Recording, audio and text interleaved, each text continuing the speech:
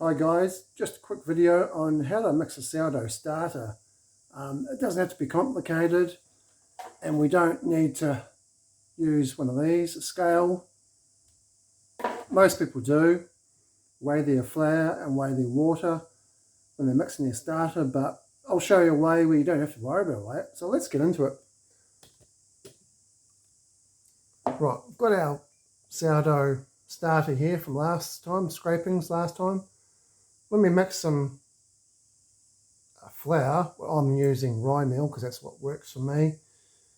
I'll mix it until it's half full to the rubber band mark there, and then I'll let it rise double that, just like this one here.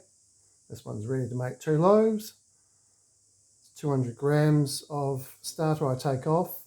When I bake the bread, I measure it, of course, with the scales, but mixing the starter, you don't really need to. People say, oh, 50 grams of water, 50 grams of flour, but it's got water, rye meal flour. Let's go. All I do is just pour a little bit of water in to start with. And then we get our flour, and I like to put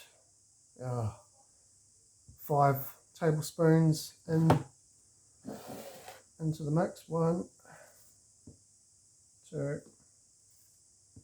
3, 4, 5, maybe just half of one again.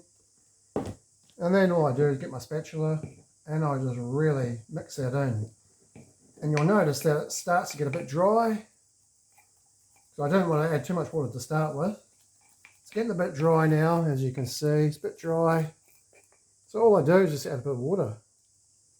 You get a bit of water in there, and you just mix it to a consistency that you're happy with. It's just like a thickened cream, really.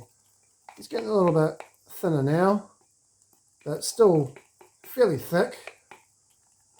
I just want to mix that really well with that scrapings, with the new flour, and add a bit more water, because it seems to be a little bit stiff still when I'm mixing it. Oops, thinning down now. That's a good consistency there. It's nice. It's just a little bit runny, maybe just a tad, just a drop more water. Nothing scientific. And but this method works good. I've got to bake this. I've got to mix up for that right after this anyway. So there we go. Our mix. Scrape down the edges just so you can see where it is. And for me, I bake 2 loaves at a time. And now we can see the level is up to that rubber band mark on the outside here. So it's right to there. That's perfect. So I'll leave that in a warm place to rise in the kitchen. And usually it takes between 5 and 7 hours for me to rise. But if you want it to rise a bit quicker in the wintertime and you've made your coffee in your coffee machine, well, just pop the jar or whatever on top of your coffee machine as it cools down. It just gives that extra warmth where it can rise a little bit quicker. It's just a tip that I've used. So set that aside. Good to go. Thank you.